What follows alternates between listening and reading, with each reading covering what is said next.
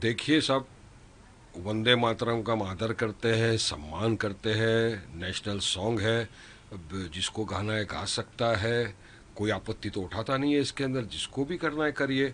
लेकिन आर्टिकल 25 संविधान का राइट टू प्रैक्टिस रिलीजन की इजाज़त देता है। अगर मेरा रिलीजन के अंदर कोई ऐसी चीज़ें हैं जो बोलने से अगर इस्लाम के अंदर अलाउड नहीं है और कोई बोलता है तो अच्छी बात है, आप किसी को फोर्स नहीं कर सकते।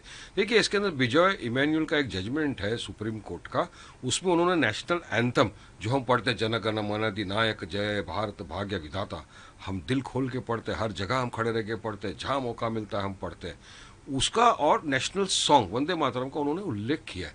ये मैंडेटरी नहीं है, आप इसको फोर्स। बीजेपी की क्या आदत पड़ गई है, अगर आपने इसको नहीं बोला आप एंटी नेशनल हो गए, आप देशद्रोही। अरे आप किस तरह से आंकलन लगा सकते हो? अरे हम वो लोग हैं जिन्होंने देश की आज़ादी में अपनी जानें गंवाई, और आज हम फकर के साथ बोलते हैं कि हम प्राउड भारतीय मुसलमान हैं, और जिन्ना का नाम ले रहे हैं। जिन्ना से हमको क्या लेना देना? हम तो वो लोग हैं जिन्होंने जिन्ना की टू नेशन थियरी को ठुकरा दिया, हमने उसके पैगाम को ठुकरा दिया, और आज हम हमारे भारत देश में बाय बर्थ और बाय चॉइस रह रहे।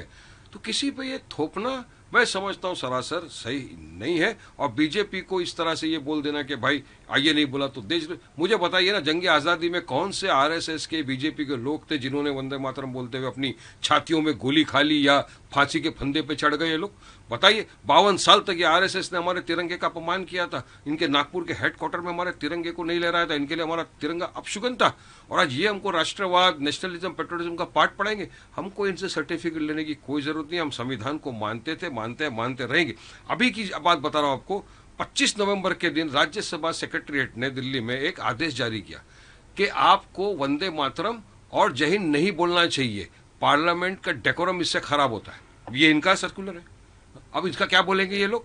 डेकोरम खराब होता है उसकी बात कर रहे हैं ये लोग, और आज हमको ये बोला जा रहा है। तो मैं समझता हूँ कहीं ना कहीं इस वक्त इस चर्चा को निकाल कर मोदी सरकार जो है, ये मेन जो मुद्दे हैं डेवलपमेंट के, बढ़ती हुई महंगाई के, बेरोजगारी के, से ध्यान भटकाना चाह रही है।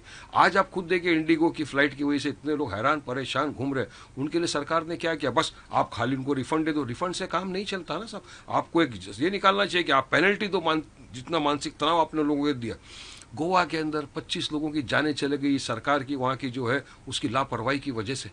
क्या कहा गोवा के चीफ मिनिस्टर ने? कोई स्टेटमेंट दिया? क्या इसके ऊपर चर्चा नहीं होना चाहिए? चर्चा काहे पे हो रही है पार्लियामेंट के अंदर? कुत्ता कैसा आ गया, इसकी आप चर्चा कर रहे हैं पूरा मीडिया। तो मेन मुद्दों से ध्यान भटकाने के लिए अब इसको लेके आ गए। ये कहीं ना कहीं हमको लग रहा है कि सरकार ध्रुवीकरण, पोलराइजेशन करना चाहती है।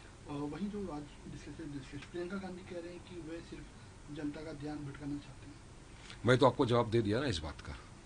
और वहीं आदित्य ठाकरे भी कह रहे हैं कि सिर्फ मिस और वनडे मातरम और जय हिंद यूज और मिस यूज करती है बीजेपी। कैसे देखते हैं? कि मैंने आपको इसका जवाब दे दिया है कि बीजेपी मेन मुद्दों से ध्यान भटकाने के लिए अब ये लेकर आ गई है। आप इसको फोर्स नहीं कर सकते, संविधान के अंदर इसका हुआ है, सुप्रीम कोर्ट का जजमेंट का मैंने हवाला दे दिया, सब तो मैंने आपको बता दिया। नौजुल सिंह की जो वाइफ है उनका भी जो बयान है 500 करोड़ रुपए, अभी उनको पार्टी से भी निकाल दिया।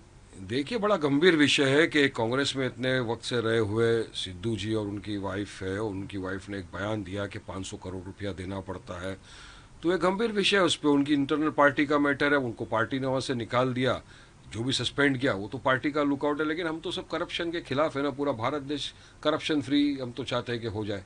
तो अगर इस तरह का इल्ज़ाम लगाया है तो ये बहुत गंभीर इल्ज़ाम है, उस पर कांग्रेस पार्टी का उनका इंटरनल मैटर है, वो जो चाहे वो कर सकते। जिस तरीके से टेक्स्ट बुक की बात करें ना, सिटीज में जो सोशल साइंस हुए, कैसे देखते हैं इसके बारे में? देखिए, मैंने अभी तक ये देखा नहीं एनसीईआरटी के अंदर इन्होंने क्या डाला है, लेकिन मेरा तो ये मानना है, मेरी निजी राय ये है कि बच्चों को जो होता है उनका दिमाग बहुत सॉफ्ट होता है, उनको पॉजिटिव चीज़ें पढ़ाई जाए, डेवलपमेंट की बात बताई जाए, उनको उनको इतिहास जो पॉजिटिव वो इतिहास बताया जाए कि देश की जंग आज़ादी में किस किस ने क्या क्या योगदान दिया वो बताया जाए, उनको ताजमहल, रेड फोर्ट, इसकी हिस्ट्री बताई जाए, किसने क्या किया।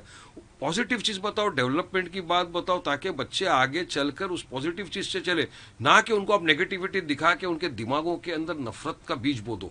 हम चाहते हैं कि बच्चे पॉजिटिवली आगे बढ़े, तब उनका भी विकास होगा, देश का भी विकास होगा, और देश से नफरत कम होगी अगर बच्चों को पॉजिटिव चीज़ें सिखाई जाएगी तो।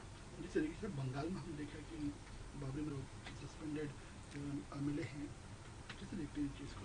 देखिए, अभी उन्होंने जो किया है उसके बारे में उन्होंने जवाब कुछ बयान भी दिया है कि मैं एमआईएम से करूंगा, तो इस विषय के ऊपर ना ही हमारी बंगाल की टीम ने अब तक कुछ टिप्पणी दी है कि क्या किससे बात हुई क्या हुई, कुछ पता नहीं है। ना ही हमारे पार्टी के अध्यक्ष ने इसके ऊपर कोई टिप्पणी दी है, बयान दिया है। तो इस विषय के ऊपर इस वक्त मुझे बोलना मैं नहीं समझता हूँ कि उचित है, प्रॉपर है।